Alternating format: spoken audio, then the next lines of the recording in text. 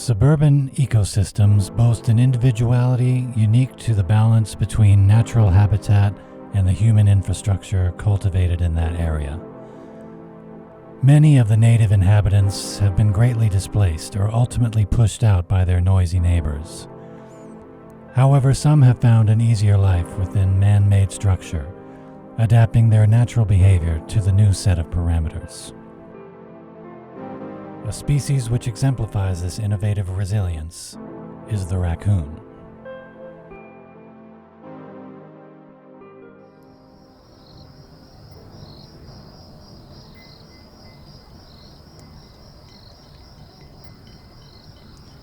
Raccoons are a common fixture throughout ecosystems across the world and are often quite abundant. Here on a college campus, just 30 minutes from New York City, it is no different.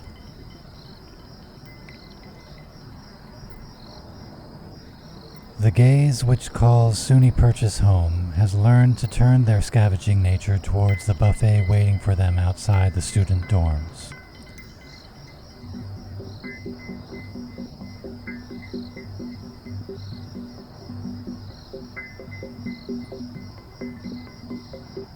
These opportunists make countless trips under the cover of the night sky, dragging scraps and trash throughout the forest.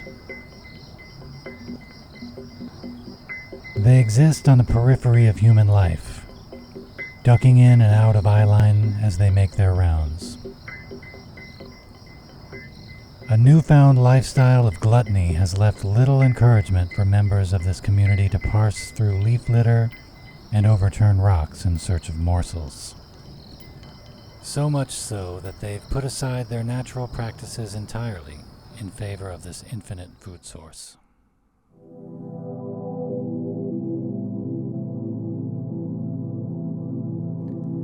However, not all species forced to share a neighborhood with humans can adapt to their intrusive structures so seamlessly. In fact, most animals are not as amicable neighbors as raccoons. Many cornerstone species are displaced due to human remodeling, particularly those who rely on a large range of woods in which to occupy.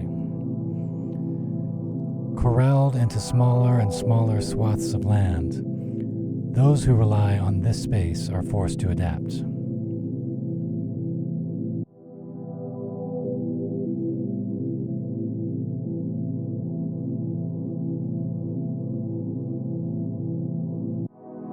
Much of the school's campus is made accessible via a network of walking trails which cut through the thorny brush encasing the forest floor. During the day, these trails host college students and walkers from around the area. But in the unpopular hours, these pathways become highways to those who still cling to their natural behaviors. These trails allow shy megafauna like deer and coyotes to cruise through the land with ease. This is a useful adaptation for all woodland creatures who do not wish to cross paths with their destructive residents, but none more cherished than by the misunderstood and shunned coyote. Coyotes require a large range through which to patrol. They are also a very territorial bunch and compete for space. This is becoming an increasingly pressing issue as humans claim more and more space, particularly in a place like New York.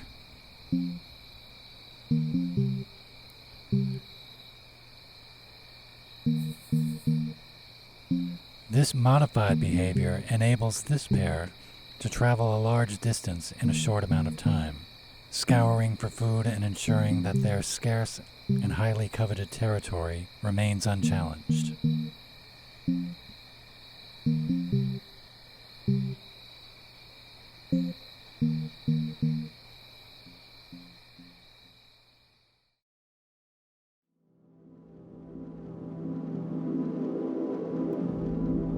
The winter months bring to the forefront the advantage held by those who can make use of man-made structures. As the cold weather rolls in, this clever family of raccoons abandon their ancestral homes and look for something a tad more luxurious. Down in the sewer systems, they are kept warm by the hot water flowing from the student dorms and into the piping.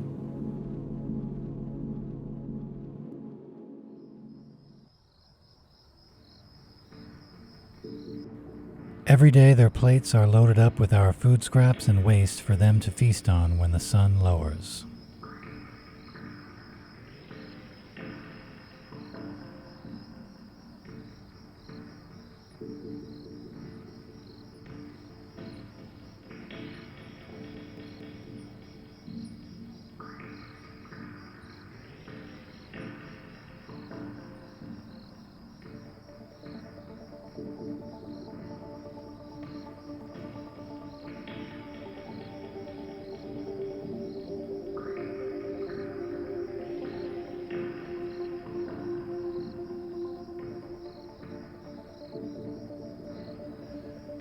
In this cozy new home, the raccoons are within feet of both food and safety.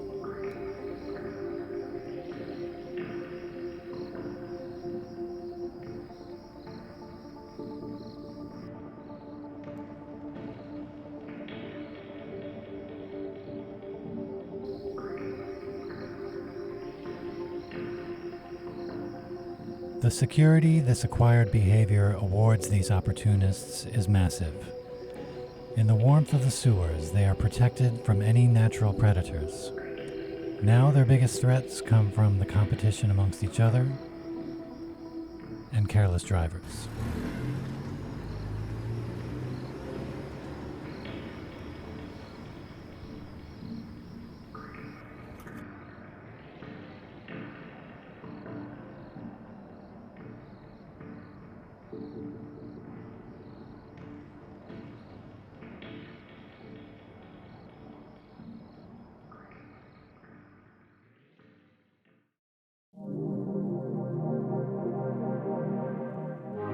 Suburban spaces such as SUNY Purchase contain an especially unique composition. Lacking the complete demolition and overhaul of a cityscape, they allow for some lucky animals to cling to their native ways. Yet the embedded nature of the human presence challenges the fitness of others, creating a one-of-a-kind ecosystem, each one crafted by its unique set of parameters. When we restructure an environment, we introduce an imbalance. Unfortunately, this is an issue faced by animals everywhere, but there is a beauty in the lengths in which nature goes to compete. The constant demand for housing calls for the construction of new plots, and therefore less natural spaces every year. It is important to preserve that which we do have, and appreciate the cracks nature manages to peek her head through before they are all filled up.